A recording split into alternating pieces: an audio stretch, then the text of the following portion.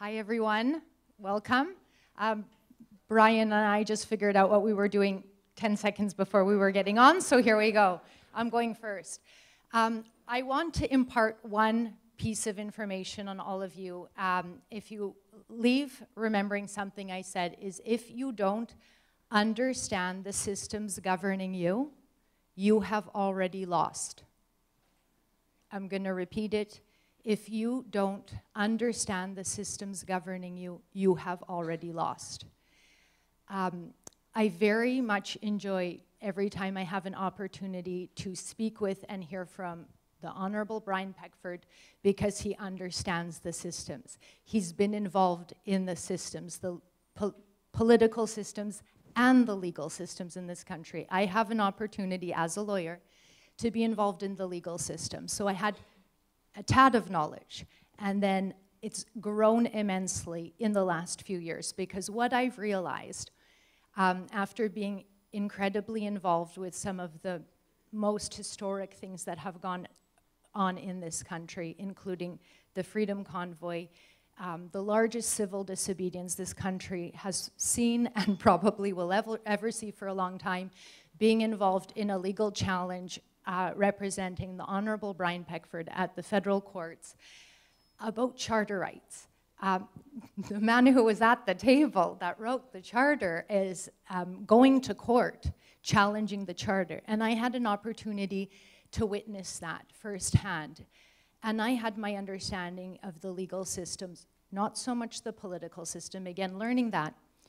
But what I've seen after that is that unfortunately, in Canada, the level of discourse on these topics, I hate to say it, is here, down here.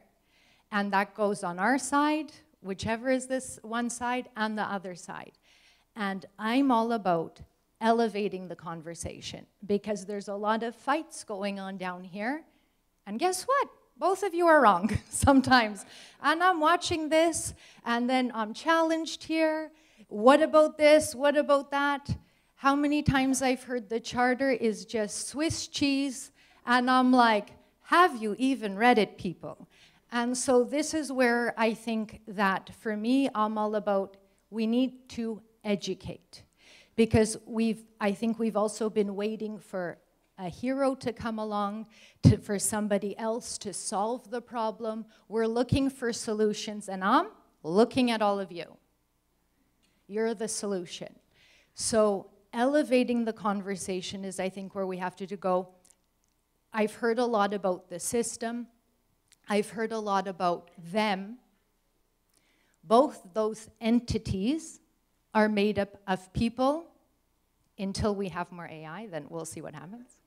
But for now, it's made out of people, your people.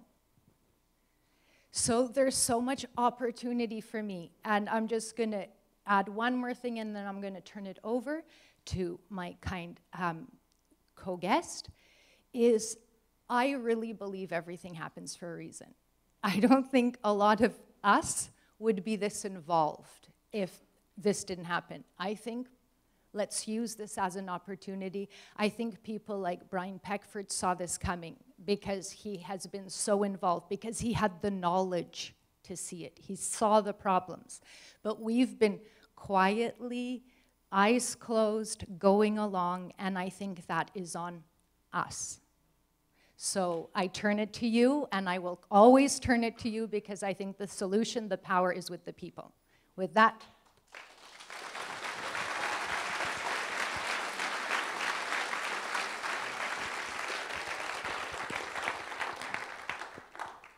okay, straight away here. Okay, good. Thank you, Ava, for that. I wanted you to explain that a little bit because it doesn't always have to come from someone like me. It should come from other people who now are involved in the system. The first thing I had to say is to say thank you to my wife who's been with me through all this.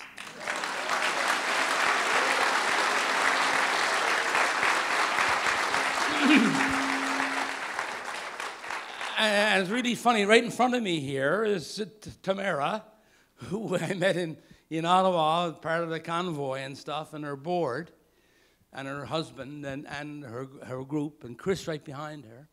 And right next to Tamara is John Carpay, whose organization it was, that came forward to assist me in being able to launch the lawsuit that's still ongoing. And without people like the Constitutional Center, I would not have been able to do it.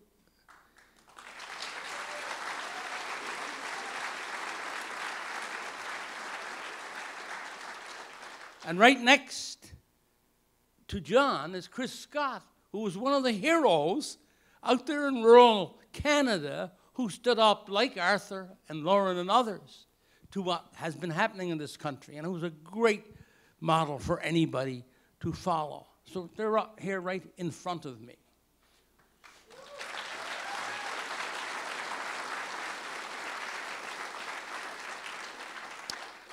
Ever finish with the people? Because our times are limited and there's so many wonderful speakers, the speech that I prepared would take much longer than the time that I have. But I have just put it on my blog because I think it's one of the best ones I've ever written. Which tries to encapsulate all of it. And so therefore, when you get a chance, and if you're on the computer, go to peckford42.wordpress.com and read the full speech. I'm going to go on for the next 10 or 15 minutes and stop, and hopefully it'll give you a flavor for what the whole speech is about. And I'll try to summarize it the best I can here. So I entitled it, "We the People of the US and Canada have got to save our democracy." That's the title of it. It comes back to the people. The people. And there's the lady I met last night, just 4 or 5 rows back. I see her now. I told her I might reference her in my speech. I got to speak to her at the table. Just happened to sit down having dinner last night here in the facility. She told me about her story and about Hungary, coming from Hungary.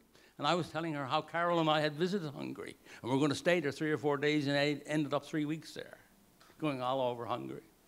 And she's one of those people like Arthur who gets it because they have seen when freedom and liberty is eroded or is not there, how pleased she was to come to Canada and then suddenly to see what has happened. One of the friends we first met in Parksville on the freedom movement was a lady from Romania. Same kind of thing, right? So it comes back down, as the U.S. Constitution talks about, we the people. Now, I want to say to you, I'm a historian, I always loved history. Loved history. English literature and history, besides later political science, are my great things that I love. And I want a lot of Canadians to know, because they don't know, like Eva said about the Constitution. Many Canadians were fighting before Confederation. And in the United States, the same way. The first representative assembly was in Virginia in 1619. 1619. Nova Scotia had its first representative assembly in 1758. 1758. There were people, reformers, attempting to get representative democracy long before the United States existed, long before Canada existed. And by the way, in Canada's case, because the two countries took different forms of democracy, you have to understand, that's why they had a Bill of Rights in 1791 and we didn't until 1982, because we took two different forms of democracy. And I'll get into that in a little bit. But even before 1867, not only did the colonies in British North America, in what later became Canada, like Upper and Lower Canada, Ontario and Quebec, Nova Scotia, PEI, New Brunswick, PEI, and Newfoundland, they all had responsible governments before Confederation. What do I mean by responsible? This is different than the United States, where all of the cabinet had to be representatives in the legislature. They had to sit in the parliament. You couldn't be a minister or on the executive side of government without being elected. And that was true in Newfoundland, that was true in Nova Scotia, that was true in New Brunswick, PEI, and Quebec and Ontario, the colonies that weren't then existent under the British Crown. They had representative and responsible government before Confederation. So when we talk about trying to save our democracy now, don't forget those people. We have ancestors who were fighting for freedom and representative and responsible government before our countries even existed. And we owe it to them if to nobody else.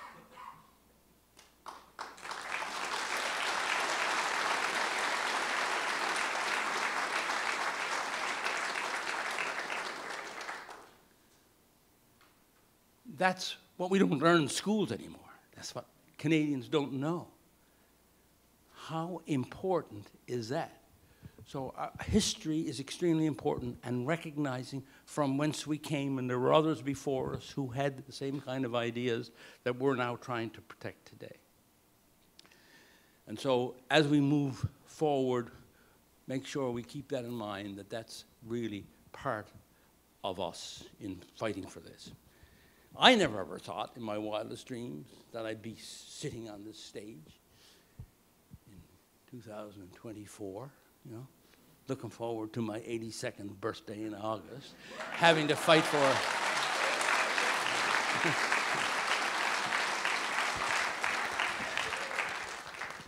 So,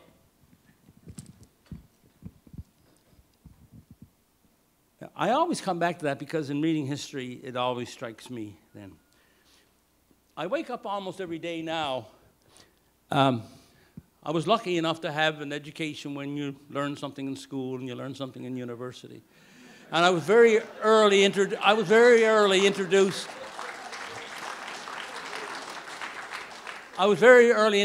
to Plato and Socrates and Aristotle, and how the great leader Alexander, you know, had one of his teachers, Aristotle, right? And used to carry his library around with him on his conquests. Imagine 400 BC carrying around a library. We don't think that's possible because nothing happened before Apple. Right? Amazing.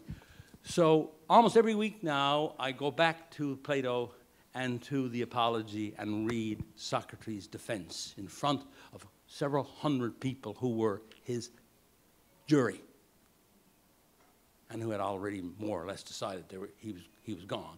Because he was what? Like Lauren and Arthur, a danger to the establishment. He was just one person traveling around the little city-state of Athens, teaching children how to think, to ask the important and difficult questions. And he became a danger. And so the authorities had to manufacture things against him to bring him down. But he didn't allow them to kill him. He committed suicide right after his defense. But if you go in on the Apology into Plato's works and go into Apology, you can read his defense as recorded by Plato and as interpreted by scholars since. And so we're back to 391 BC. And then my education tells me about Cicero, a different character altogether. Cicero was, because he was part of the establishment. Cicero was part of the establishment and tried to change it from within. And he was 118 to 43 BC. Cicero was. Fantastic person trying to do something right. Now, I want to tell you about, there's a British author, his name is Anthony Trollope. Some of you who know a little bit about English fiction in the 19th century, in the 1800s, and if you had a good English course somewhere, or a good English class, you might know about Anthony Trollope. And he wrote a lot of novels about rural England. And it's almost made fun of a lot of the behaviors and attitudes of certain people in places of authority and so on. He became a very, very popular, still is today in some quarters, novelist.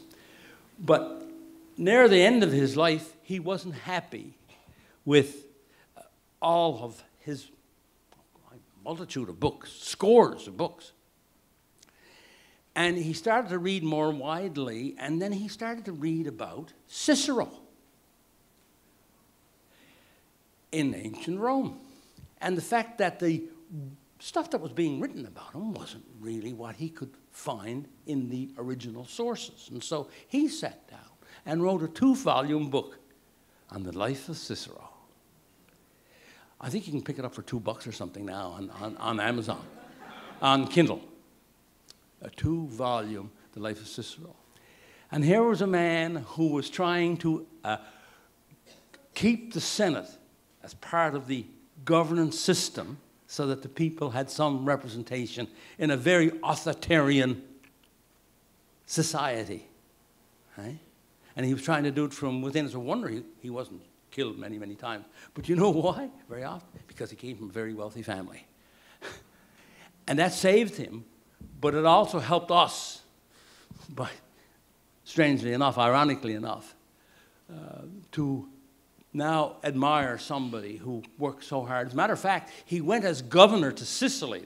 What a story. He went as governor to Sicily back in those days, appointed by the government of Rome, by the dictators of Rome. And he found that the previous governor had raped the people, almost completely, left them impoverished. They taxed them and did everything that was possible, and Sicily was a destitute jurisdiction. Some of you might know of Cicero defending people before the Senate. He was an unbelievable lawyer, unbelievable lawyer. He, by the way, traveled very widely. He went to Alexandria when there was still in Alexandria, one of the great places in the world, and one of the great libraries of the world were still existent, right, in Alexandria. So he traveled widely and learned from the Greeks and so on. But you know what? You know what he did? After he finished and reestablished some sense of fairness in the jurisdiction of Sicily, he went back to Rome and took the former governor to court and succeeded in getting some of the monies back to the people of Sicily. That's what Cicero did. 1644, Areopagitica, John Milton, stood before the United Kingdom Parliament to defend free speech and free press.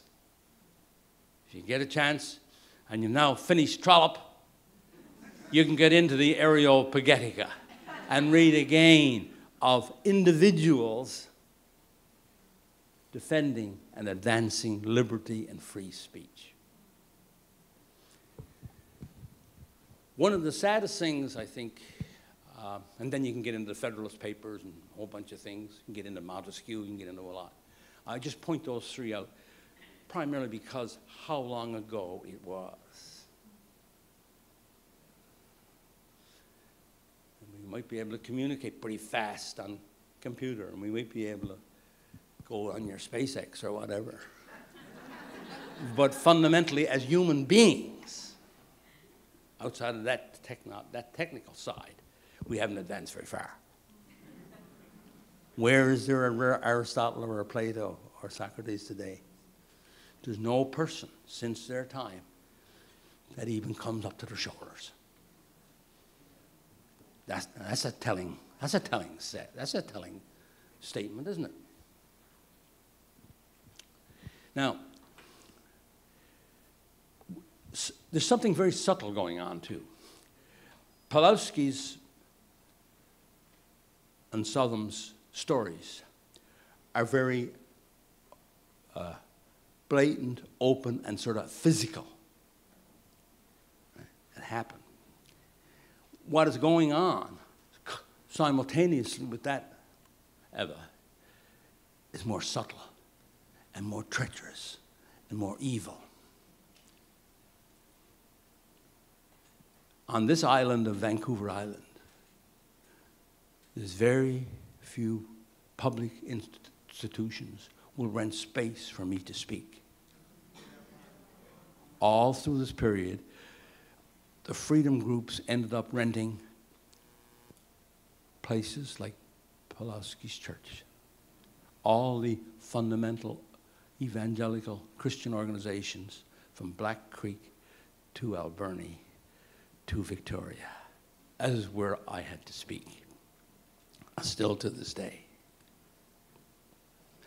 The Times columnist right here in the city wrote a big article. It was sort of an editorial 3 months ago, glorifying vaccines. I wrote a reply.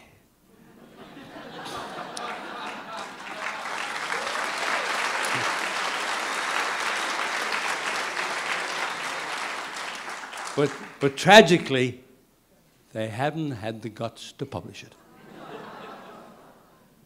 and even acknowledge it. Before COVID, I would write them, and they'd get back to me right away and say, you know, can we shorten this paragraph a little bit, but we don't want to lose the meaning, and publish just the whole thing verbatim.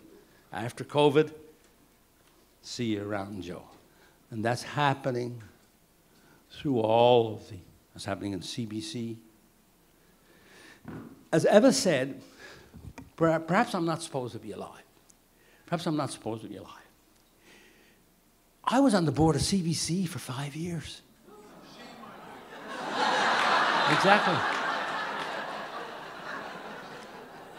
I turned it down 2 or 3 times. They were looking for somebody from Eastern Canada, and I was finished politics. I was out in working, Carol and I, in our own little consulting company.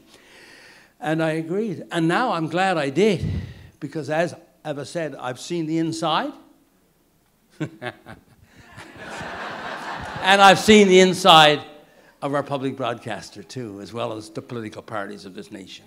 Okay. And I don't like what I saw.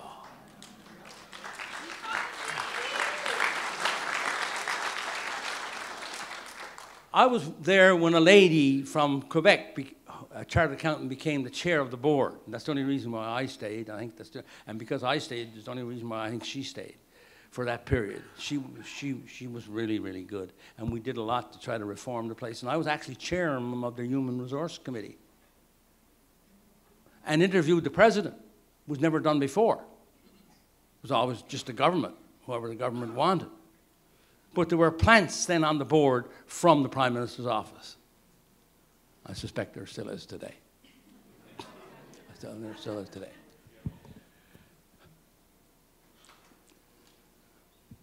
The company that operates most of the local newspapers on Vancouver Island and in rural parts of British Columbia and Alberta, whose headquarters I think are not too far from here, I think out on the Sandwich Peninsula.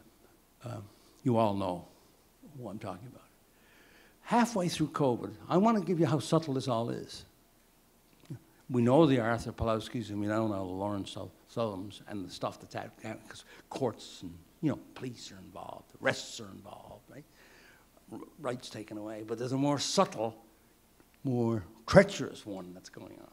Halfway through COVID, I was reading one of this paper in my area, and the president of the company was asking for money, because now with COVID, all the wonderful community work they were doing and so on, you know, they're having trouble now staying in business. And so it would be very helpful if the people who appreciate the civic-mindedness of this paper and of this company could see something back from the people who are reading it, subscribers. And this would help them a lot. I got hold of the publisher in my area, and of course, he couldn't say anything. So I said to him, look, I just saw a letter from your president. I'm wondering whether you could send me a copy of their financial statements. Because Carol and I are contributing to a lot of causes during this period, and you know, that was a fabulous letter. And we'd like to be able to contribute, do our part. So if we knew, you know, like, it'd be nice to know just exactly how bad off you really are. And then we will, so I was referred to the president himself. I wrote the president. They had no intention of disclosing their financial statements. I got hold of the owner, whose name is the name of the press, right? And in writing, and asked them, would not release their financial statements. Only a few weeks later, several $100,000 they got from the federal government as part of the COVID stuff, as did a lot of the other companies in all throughout Canada, from the National Post down, or from whatever up, right? Hundreds and hundreds of millions of dollars. This is the subtle thing that's going on, right? I don't know how many people contributed throughout the various jurisdictions where those newspapers are, but that's the truth. As Arthur would say, the truth will set you free. That's the truth. So this is what's going on in our country. 2 weeks ago, the city or town of Powell River, some of you might know where it is on the Sunshine Coast, the last place up, well, London's next, but large community, is Powell River. Very famous in the sense of, had a great mill there, a lot of great workers. Powell River is a wonderful spot. Some wonderful people live in Powell River today, and a lot of people who no longer live there, who we know of, wonderful people. And I spoke there. Matter of fact, Powell River was the only place 2 years ago where the Freedom Group could rent a space from the council for me to speak. Of all the places, this was the only place. So the Freedom Group had a real, you know, good influence there, and the council were enlightened enough to allow this thing to go ahead, which it didn't. Had, I guess, almost as many people likely in the room as we got here right now. A big turnout in Powell River. But things haven't gone altogether on the up and up, as you would think, from me being there and having that meeting, and everything else that's happened. Powell River decided, the council and the library board, that they did some research. And this name, Powell, is the name of a man who was involved with the federal government years ago. And he may have had something to do with residential schools. Don't know for sure. But anyway, he was of that period, and he was with the government at that time.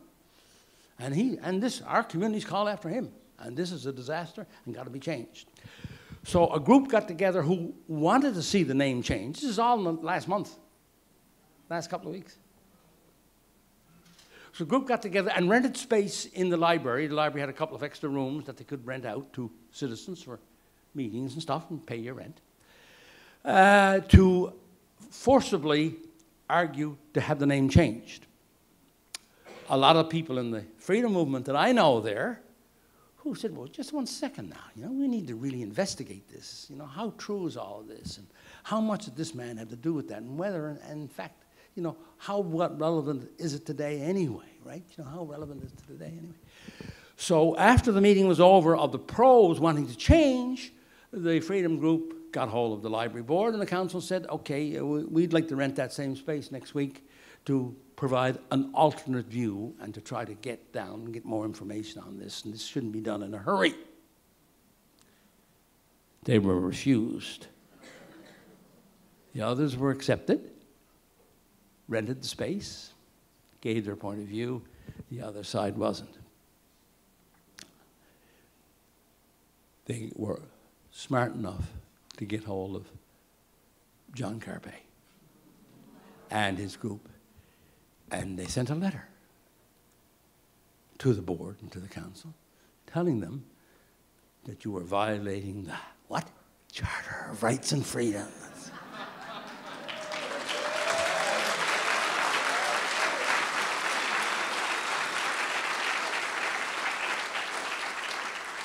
And guess what?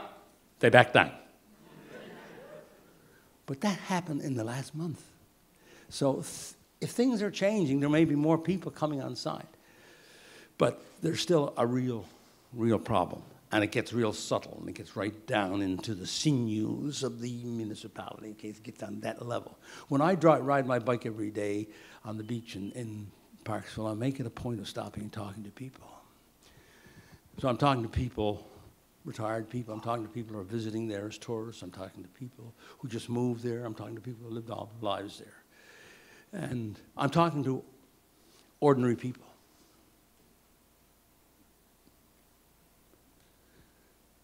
So after a few months, and maybe that's now a few years when I'm not doing this, I've got a pretty good sample of one area of Canada. And I got to tell you, there's an awful lot of work to be done. Now, everybody keeps saying, Eva, and this is why you've got to go in and read my speech. What can I do?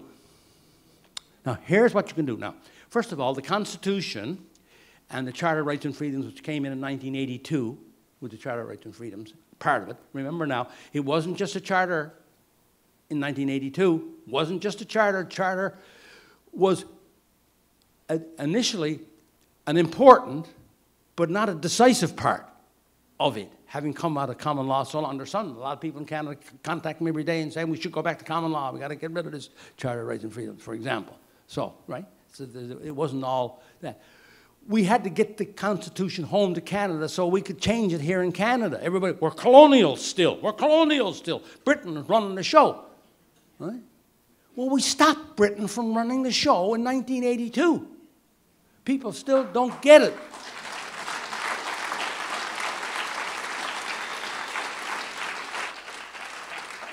Please understand that. Please understand that we are now totally masters of our own house, if we want to be. Now, given the way, and that, so we patriate the Constitution, which means now we can change it. And there's an amending formula.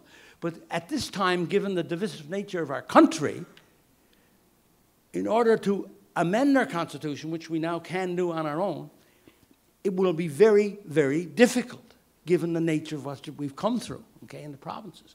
And the leaderless nature of our provinces as well as the federal government. There's no more Peter Lougheeds around. There's no more Bill Bennett's around. There are no more Alan Blakeney's around. There are no more Angus MacLean's, a great farmer out of PEI who was premier when I was there. They're not there anymore. They're not willing to stand up for the nation. There's no national stuff at the present moment. And the prime ministers, as Arthur has so eloquently articulated, right, have been capitulated and are not doing what they should be doing. But there's a lot of things we can do now without changing the Constitution, which will make it easier to change it later. Okay? I mentioned this 2 years ago. I've sent it to all the leaders. Nobody will do a darn thing about it. So I'm a pretty sad guy today. Because my first one, outside of holding people accountable for what's happened through COVID, my second one was this. We got our political parties. Now, when everybody talked in the last day or 2 days and talked about, you know, the Institute of Health or FDA or NIH or here in Canada, right, the Public Health Officer of Canada, Public Health Officer of the provinces and all of that, and all the other things that are going on, it all was created by parliaments. It all comes out of politics. And if you hate politics, I'm sorry, but that's the only way we're going to change it, is if we reform the politics. Okay? You've got to reform the politics first.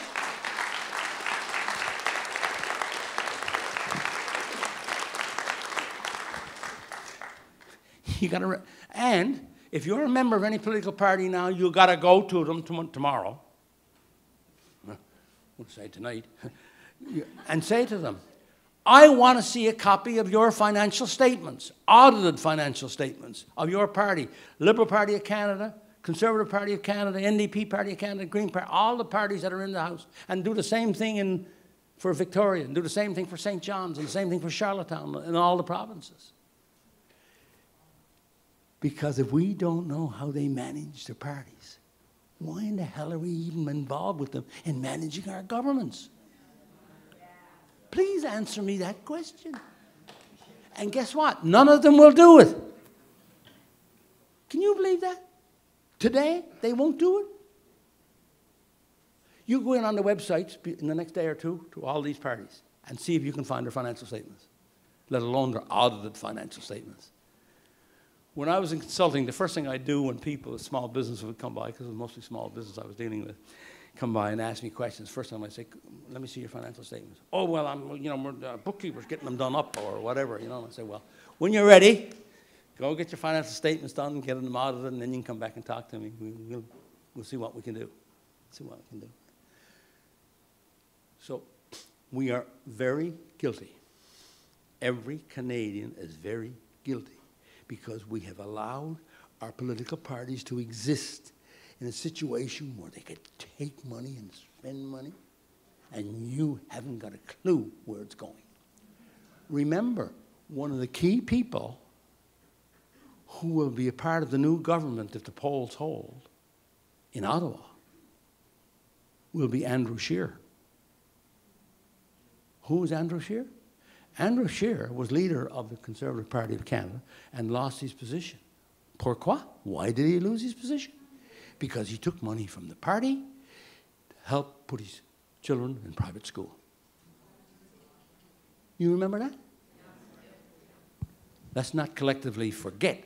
Let's collectively remember.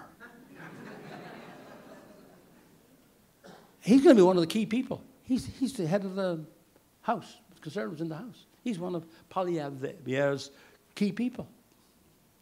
That can't be. We can't. That's wrong. That's not right. 2. So the first thing you can do, get involved in a political party. Either a new one, quite likely a new one, as Arthur talks. It's highly likely we're gone so far that it's not going to be possible to do it through the existing parties. We're going to have to start from scratch. We the people. That's what I talk about in my speech. I'll just say the second one. I got another 8 or 10 to go, but and you'll read my speech and find out the rest. But the first 2, right, they bring integrity and honesty back to our governance system. As long as this is the type of governance system we're going to have, unless we want to bring in a benevolent dictator or we want to bring in some other form of democratic governance. I don't know what it would look like, but as long as we have the system we have, then we should try to make it work as well as it can. Right? So the second thing is, the Prime Minister of this nation has broken the conflict of interest law 5 times, and he's still Prime Minister.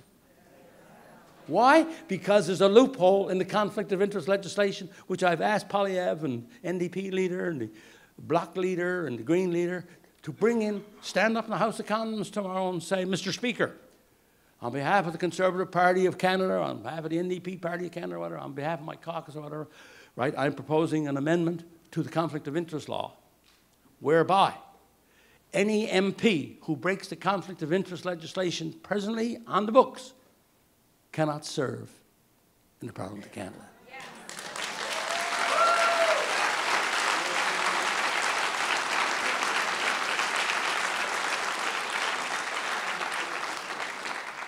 Is that revolutionary or what? I mean, that's what's happening to this day. So we have people who have broken the law serving as our Prime Minister.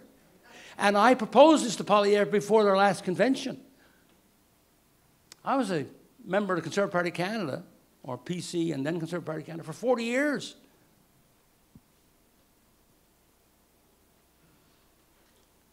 We contributed to the party. Carol and I contributed to the party up till a few years ago. And campaigned for them. I mean campaign. Get out and actually knock on doors.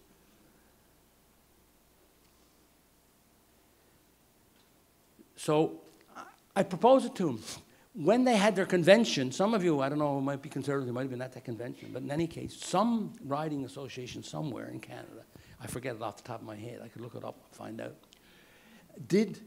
I don't know if it was because of something I had said or they had read about it or heard about it through me or whatever, because hardly anybody else is advocating what I just advocated, those two things. I hadn't seen it anywhere in the news, either alternate news or mainstream news, what I just said. They said, you know, we need to do something about the business of our financial statements and stuff, and the business of the MPs, all right? Anyway, the Conservatives brought in an amendment. You can break the law 3 times, and then we're going to do something about it. Yeah. I had that on my blog, by the way.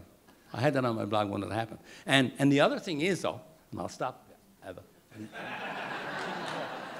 I'd like to say a couple more things. Yes, exactly. But the other thing was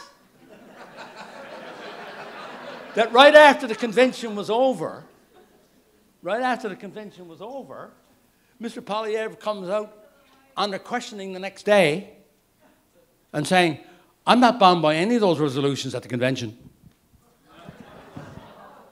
Peckford for Prime Minister!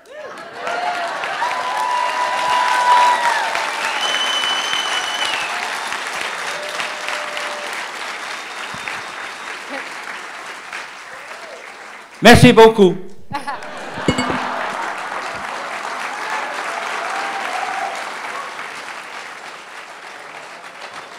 I'm still. I'm going to say something. Yeah, I'm just going to say something.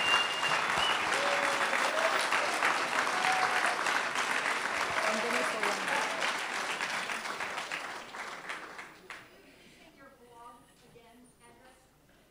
one more. He'll tell people after, I guess. I'm sure you could find him. He's very approachable. And I won't be long. And I think that was an excellent ending to Peckford for PM. He said some wonderful things here today, and everyone cheered. But I'm putting it back to you. You have to do something about it. One man can't change the world. One lady can't change the world. We're looking for heroes, and I see this all the time. We go from the largest civil disobedience in this country to civil nothing. There was an election in Ontario 2-3 months after the convoy, which had the lowest voter turnout in Ontario that they had seen. Alberta's had an election, bad turnout. BC is coming to an election. We're in BC right now. If you're not involved in a constituency association, you're already lost. You're not part of the system. You're coming here for Mr. Peckford to find you solutions when the solutions are there for you. The systems are there for you. You have to get involved. Something like MAD is I'm going as quick as I can here. MAD is an example I give all the time. Mothers Against Drunk Driving. It's about having an issue, getting organized, being strategic about it. You've heard a couple of Mr. Peckford's ideas today. Take one. Organize yourselves. And we've heard how many times the Prime Minister has broken the law. I'll tell you when he perjured himself, is when I asked him, when have you become so afraid of your citizens? And he said he's not. He is. But you're not organized yet. He is so scared that you're going to get organized. He was scared of the people that came together in Ottawa.